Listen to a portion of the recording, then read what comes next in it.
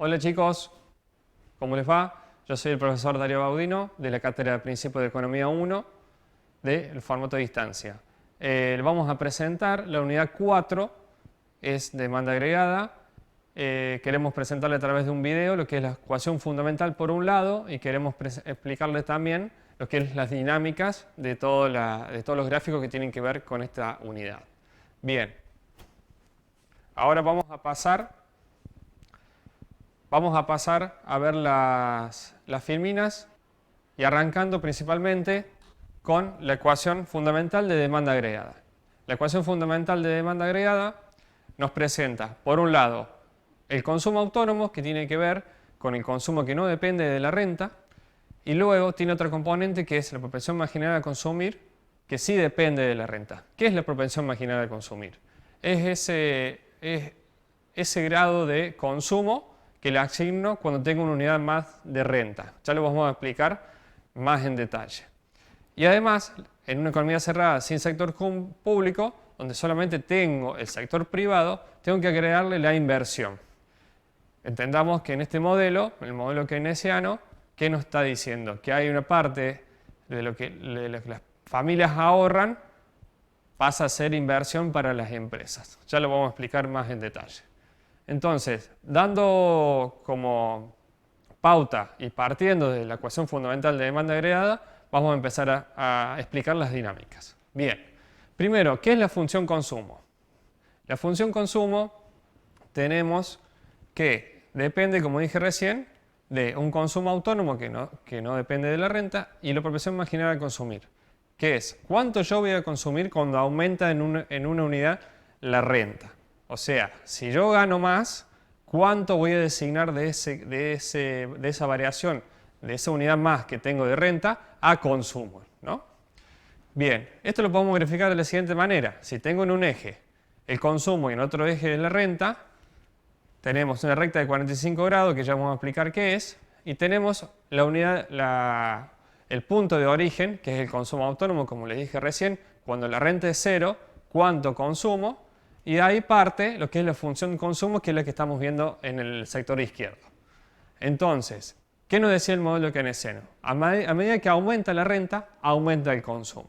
¿Está? Lo que vemos nosotros ahí, la pendiente de esa función consumo, viene a ser, como les dije, la propensión marginal a consumir. Bien, ya vista la función de consumo, vamos a demostrar ahora la función ahorro, que sería lo totalmente inverso. Entonces, esa función ahorro vendría a ser, lo significamos con el símbolo, con la letra S, así lo van a ver ustedes en los apuntes, y tengo menos consumo, está claro, ya vamos a ver por qué, o sea que es la inversa de la función de arriba. Propensión marginal a ahorrar, acuérdense que la propensión marginal a consumir más propensión marginal a ahorrar es igual a 1, como dijimos que el modelo lo que no consumo, lo ahorro, o sea, lo que yo no destino a consumir, la parte de la renta que yo no destino a consumir, se ahorra. Por lo tanto, tengo que la propensión marginal a consumir más la propensión marginal a ahorrar es igual a 1. Por ejemplo, si la propensión marginal a consumir es 0,8, la propensión marginal a ahorrar es 0,2. ¿Está? En los apuntes tienen todas las referencias. Por supuesto, esa parte del ahorro es la que esa propensión marginal a ahorrar es la que depende de la renta. O sea que cuando aumenta la renta, ¿cuánto ahorro de ese aumento de la renta? ¿Está? Si lo queremos ver gráficamente y lo hacemos en paralelo a la función consumo que hicimos arriba, ¿qué tenemos? La función ahorro en el eje vertical y la renta con el mismo eje horizontal. Entonces, la función ahorro parte del menos consumo. Acuérdense que si yo no tengo renta para ese consumo autónomo, ¿de dónde sale? Sale de algún lugar, o sea, sale de un desahorro, o sea que es algo que yo tengo que sacar de algún lado. ¿Está claro? Parte de ahí el menos consumo, que es la misma distancia que tendremos arriba, y corta el eje de la Y cuando empiezo a ahorrar. ¿Cómo sería eso? Fíjense ustedes que esa función consumo en el equilibrio, si yo continúo el equilibrio de arriba de la función consumo hacia la función de ahorro, tengo por un lado el ahorro, o sea cuando la función consumo es mayor, digamos, del punto de equilibrio hacia la derecha, ahí tengo un ahorro. y, si y del equilibrio hacia la izquierda tengo un desahorro. Fíjense la dinámica cómo se van combinando la función de consumo con la función de ahorro. Bien, vamos a determinar ahora la demanda de inversión.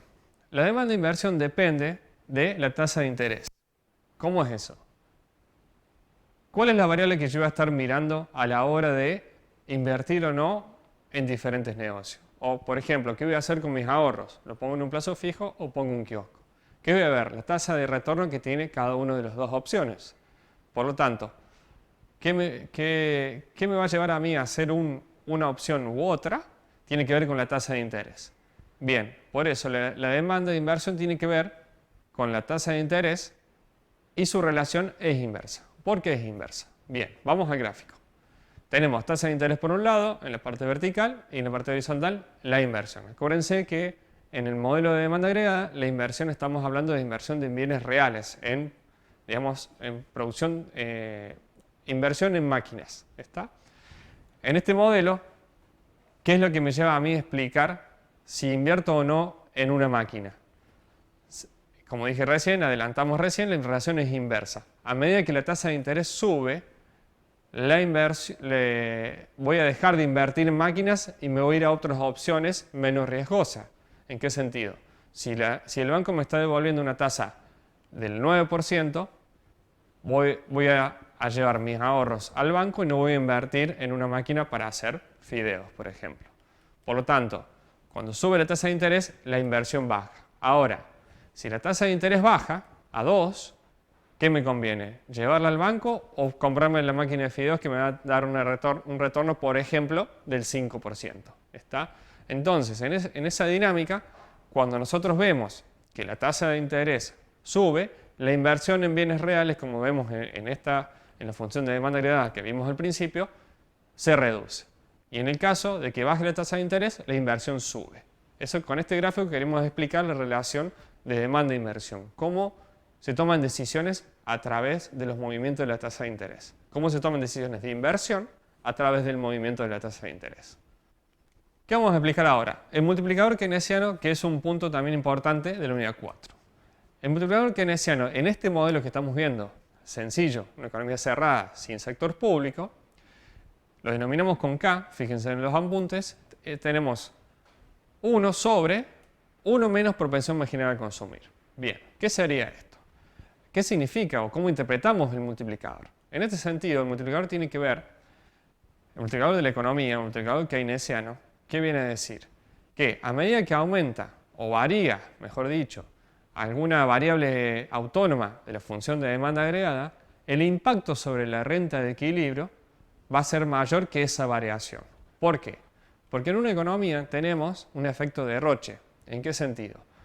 Cuando aumenta el gasto público en 100, por ejemplo, vamos a tener un aumento de la renta mayor que 100, porque opera el efecto multiplicador.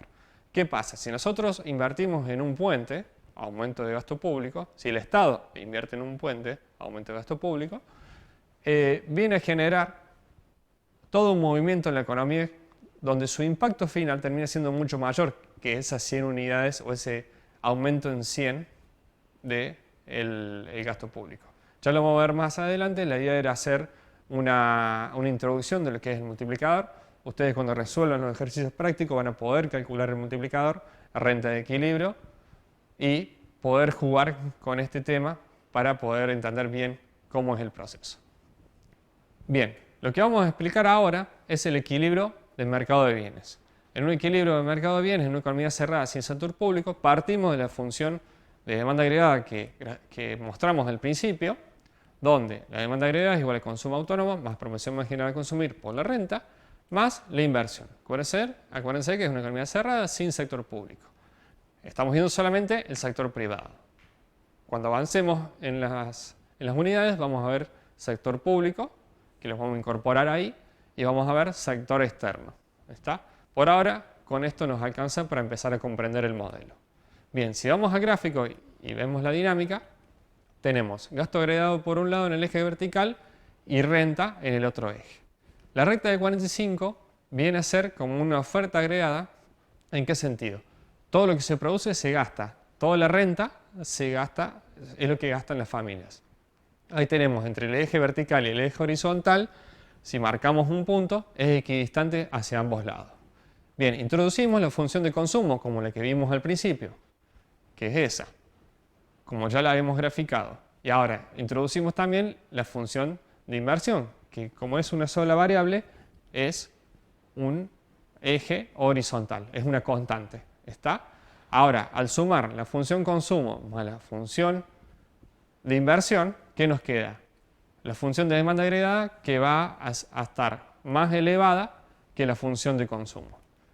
Al poder tener la demanda agregada, ¿qué es lo que podemos determinar? ¿Qué nos demuestra este gráfico? ¿Qué nos va a devolver? ¿Qué es lo que ustedes, de manera práctica, en los ejercicios, tienen que sacar? Lo que tenemos ahí, que es la renta de equilibrio de esa economía. Bien, lo que ustedes vieron en ese momento es toda la unidad 4, poder explicar la dinámica, poder hacer una introducción, poder entender los gráficos y entender también las funciones. Bien, en los próximos videos vamos a ir adelantando otras unidades y esperemos que esto les sirva para poder sustentar el material teórico que tienen subido en la página. Muchas gracias.